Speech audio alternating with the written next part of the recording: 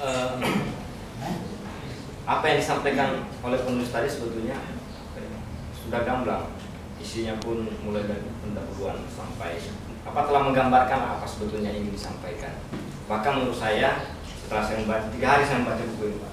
Setelah disampaikan di kantor Persija. Ya terbetul saya 3 malam. Saya meninggalkan beberapa bacaan saya lain. Kesan saya memang penulis berusaha untuk membumikan bacaan ini, menjadikan ini mudah dibaca. Ya terserah kepada pembacanya ya, apakah itu telah membumi atau masih berada di planet Mars, itu lain cerita. Tapi bagi saya ini ada usaha, ada effort yang begitu kuat, begitu yang ingin disampaikan oleh penulis bahwa Barat dan Timur ini adalah suatu hal yang sebaiknya kita tidak dipandang dari sisi ideologi semata, tidak dipandang dari segi politik semata, tapi di situ ada kenyataan-kenyataan sejarah yang harus kita lihat sebagai sebuah kenyataan yang mungkin itu akan membuka visi dan wawasan kita. Saya tidak akan karena saya sudah baca dan kemudian bagi saya juga teman-teman atau rekan-rekan sekalian sebaiknya juga membeli buku ini. Bagi saya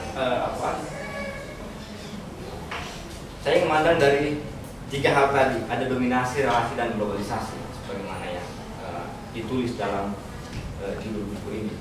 Bahwa ketika penulis mengatakan fenomena ini muncul pasca modernisme atau postmodernisme, maka wajar kalau penulis mengungkit atau mencantumkan pemikiran Michel Foucault dan Edward Said, tokoh yang saya pikir teman-teman sekalian harus membaca tokoh ini bukan untuk menjustifikasi mana yang benar mana yang salah, tapi memberikan background pemahaman tentang bagaimana kita memandang sebuah relasi antara Barat dan Timur. Bahkan mungkin bukan sekedar memandang relasi Barat dan Timur, tapi relasi kekuasaan secara umum. Itu yang saya sampaikan, bahwa di situ Barat dan Timur ada sebuah relasi kekuasaan secara umum yang sebagaimana disampaikan oleh penulis tadi, bahwa ketika orang memiliki pengetahuan, ketika orang memiliki menguasai ilmu pengetahuan dan teknologi, maka di situ kemungkinan potensi untuk kita menguasai itu sangat besar, sangat kuat, dan sangat bisa kita lakukan. Tapi kekuasaan yang dimaksud oleh Foucault bukan sekedar kekuasaan yang kita lihat sebagai presiden, menteri, DPR, atau kekuasaan politis, tapi kekuasaan yang lebih sifatnya jaringan, atau misalnya tidak hanya sekedar yang kita lihat di TV dan lain sebagainya. Di sekolah juga ada kekuasaan, di penjara misalnya seperti dicontohkan oleh Foucault juga ada kekuasaan, di masyarakat juga ada kekuasaan. Makanya kemudian wacana tentang kekuasaan itu tidak sekedar dipandang sebagai kekuasaan yang bersifat politis, tapi di setiap tempat itu ada kekuasaan. Kita mempengaruhi orang lain, kita membuat orang lain seorang penjual barang mengunjungi temannya, mengunjungi sebuah institusi dan sebagainya untuk menawarkan dagangannya. Itu juga adalah sebuah bentuk bagaimana dia menawarkan menjalankan sebuah kekuasaan tertentu. Karena itu apa yang disampaikan atau ditulis sebagai Barat dan Timur, atau Barat versus Timur, atau Barat titik Timur, gitu saja ya, tidak ada terkesan. Karena membaca ini pun antara Barat dan Timur kita bisa mempertanyakan kenapa Barat dulu, kenapa tidak Timur dan Barat. Jadi oke lah, Barat dan Timur bagi saya tidak sekedar muncul begitu saja. Itu adalah sebuah konstruk, sebuah wacana yang dibangun seperti yang disampaikan tadi. Ketika itu muncul pasca kolonialisme, maka itu adalah sebuah wacana yang dibangun, sebuah konstruk. Ketika dia dibangun, ketika dia dilemparkan ke publik dalam bentuk sebuah diskursus atau sebuah wacana, maka dia akan diproduksi oleh Barat, atau mungkin sebaliknya dia akan diproduksi oleh Timur. Produksinya seperti apa? Citra pasti ada, simbol pasti ada.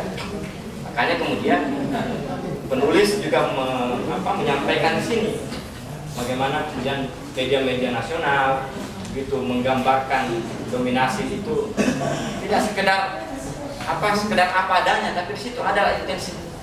Di situ ada intensi untuk mengungkapkan bahwa Barat itu sebetulnya menonjolkan sebuah superioritas ketimbang timur. Tapi itu sebuah kenyataan ya. Kita terlepas dari justifikasi di situ. Kembali kepada wacana tentang kekuasaan tadi. Ketika kita berbicara tentang barat dan timur, maka seperti yang disampaikan tadi, pada saat dia muncul sebagai diskursus postmodernisme, maka kita meletakkan dia sebagai sebuah wacana. Wacana dalam arti apa? Di situ ada dominasi. Kita tidak bisa mengelak bahwa itu ada dominasi. Ada objektivasi di situ. Sama dengan saya ingin mencontohkan kepada teman-teman sekalian, ketika kita di sekolah, ketika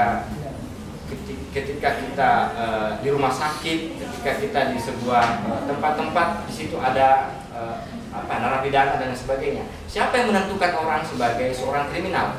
Pasti orang akan mengatakan kalau bukan polisi, kriminolog dan sebagainya. Siapa yang menentukan orang bodoh, orang yang pintar? Itu di sekolah. Siapa yang menentukan orang jahat dan sebagainya? Siapa yang akan menentukan orang gila dan lain sebagainya? Itu adalah psikolog. Jadi di situ ada kekuasaan. Nah, ketika kita berbicara tentang barat dan timur, kita tidak bisa melepaskan hal-hal seperti itu. Bahwa ada kesan untuk mendefinisikan sesuatu. Barat mendefinisikan sesuatu, atau timur, timur pun akan